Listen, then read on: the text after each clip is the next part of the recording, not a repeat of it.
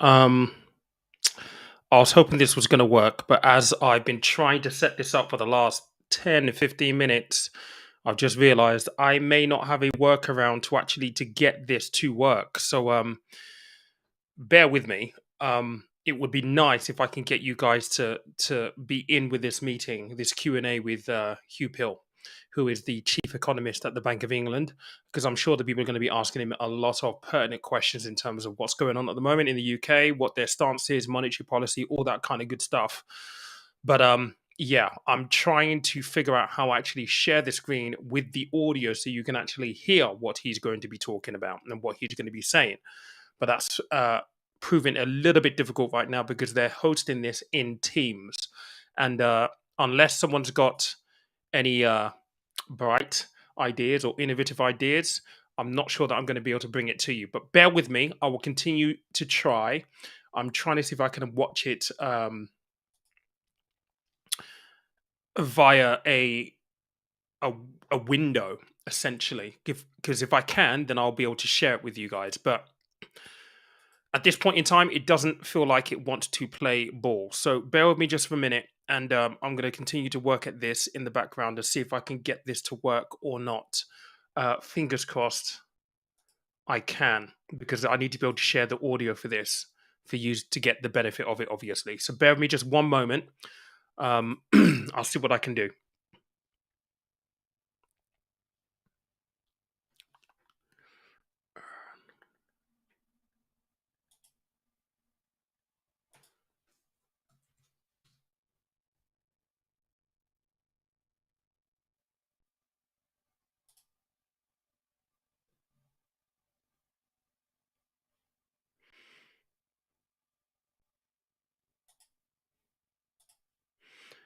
I'm just going to see if I can do it if I launch the Teams app.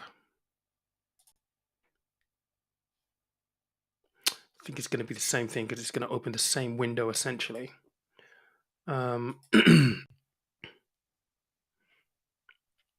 they said on the actual invite there was going to be a Zoom. A Zoom would have worked perfectly, but it's just restrictive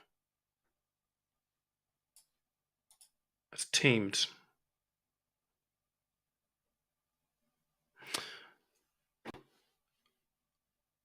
I might try one other thing actually, which might mess this stream up slightly, but it could be worth a punt just to see if it works or not. Bear me 1 second. Unify the browsers.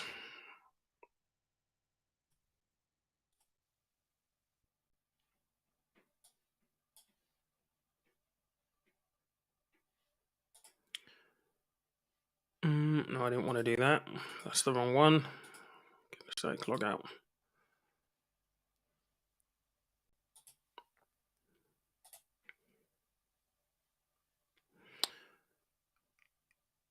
Alrighty. So enter studio here and see if this approach will help or not.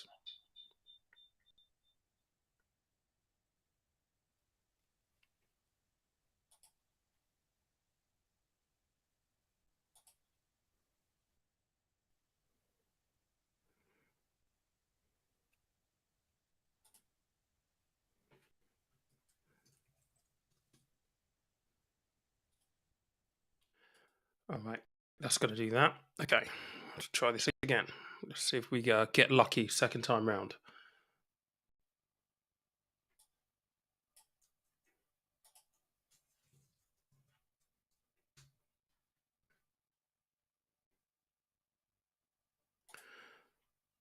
All right, fingers crossed, fingers crossed.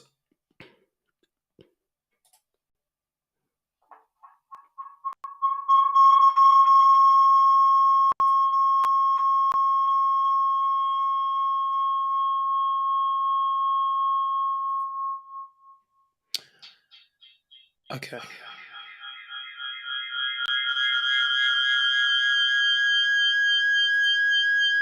Let's sort out the audio here.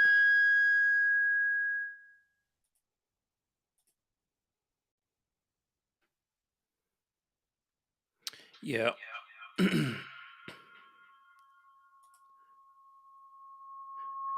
That wouldn't work, mate, unfortunately. And I'm getting some feedback here, so let's just cut that out and cut that out as well. Okay.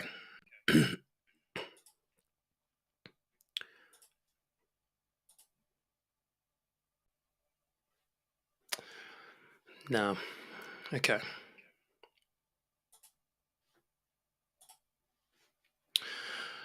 Unfortunately, I don't think it's going to work, guys. So, yeah, because they're using Teams, I can't stream it. If it was Zoom, it'd be completely different. But I can't stream it from Teams at this point in time. So what I might do is I will check, or at least what I'll do is it starts in about 8 minutes time. I'll note down the most notable questions that people ask on this, and then what we'll probably do is I will try to find a way to actually record the screen here with the audio, and maybe try and do this tomorrow evening, and we can cover some of the pertinent questions that he get asked this evening on this live, and then we can hopefully review it that way. Um, but yeah, unfortunately, I can't get this stream to work. But I appreciate you guys for obviously tuning in. Someone's just asking here: Will the recession be as bad as the 1930s Dust Bowl America? Who knows, mate? Anybody's guess. We have no idea at this point in time. We know that it's been forecast to last 4 consecutive quarters, so that will be all of next year potentially. That is going to last for. It could even be a little bit longer because oftentimes the forecast can be wrong for these things, and there's so much that can happen between now and then. So much that can happen between that period of time as well. A lot of stuff that's outside of the realms of our control and certainly government's control. Energy prices, will inflation come back down to 2%? Will they be able to get it anywhere near that? Will it remain at 10%? A lot of people are already forecasting 14, 18% inflation next year. So far, interest rate hikes haven't actually worked. So it's anyone's guess at this point in time whether or not the recession is going to be as bad as previously seen in history. We just don't know. And if it is, well, I hope that we're all prepared for it. Really, that's the main thing. Yes, we just found out that Waldner G and I um, have the same birthday, November 22nd. So yeah, I'll be working on November 22nd. It's a Tuesday, so I'll be at Channel 4. And actually, I'm going to be leaving for Channel 4 a bit later on tonight for tomorrow and stuff. So yeah, man, we can celebrate on a live, maybe crack a beer or something like that on a live on Tuesday the 22nd. See how we get on. All right. I'm still waiting for this thing to begin. Actually, let me just try a couple of other things because I would really like to live stream this. Uh,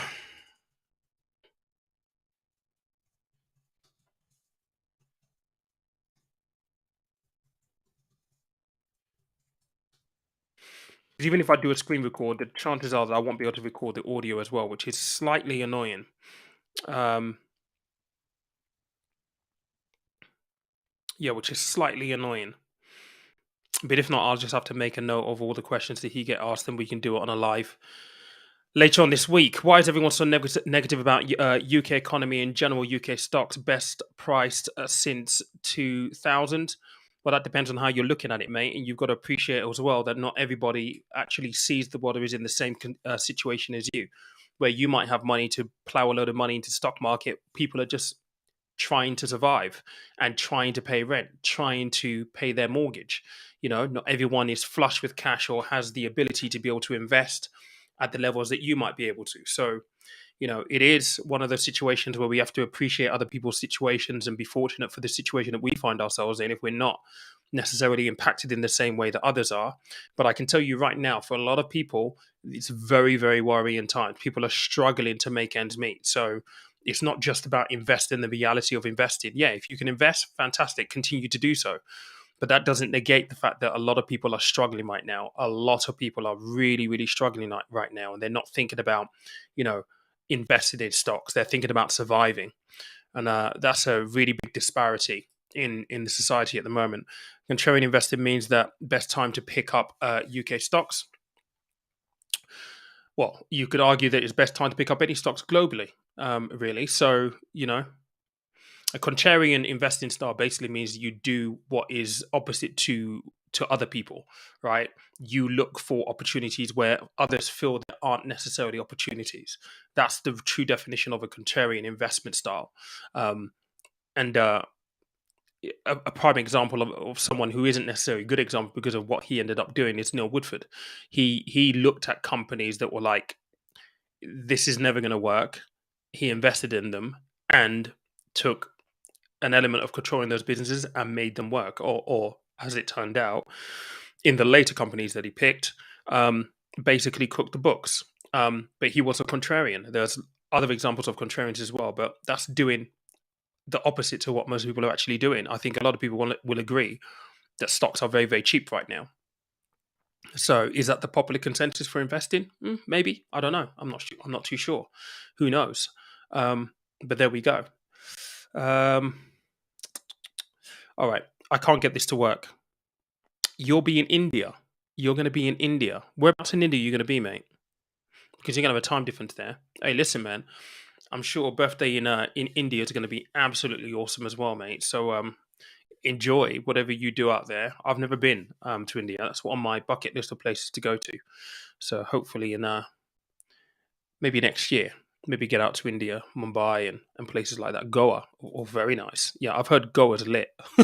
I've heard Goa's lit. I've got a friend of mine who's in music. He's a producer. He basically travels the world writing music for freaking Zayn Malik and all these people. And he's been to Goa. He goes, it was absolutely mad. But there you go. Anyway, guys, I'm really sorry that I can't bring this to you.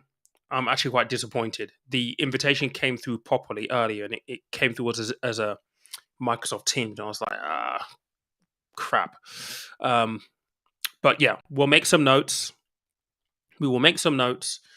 I'll pick out the most pertinent questions, and then what I'll do is hopefully if I can record this, or if there's a recording for it available, I'll bring that into a live stream, maybe tomorrow or later on during the week, depending on availability. There may not be a video tomorrow on the channel because I've just not had time really. And by the time I get back tomorrow, it will probably be 6, 7 o'clock by the time I finish the day.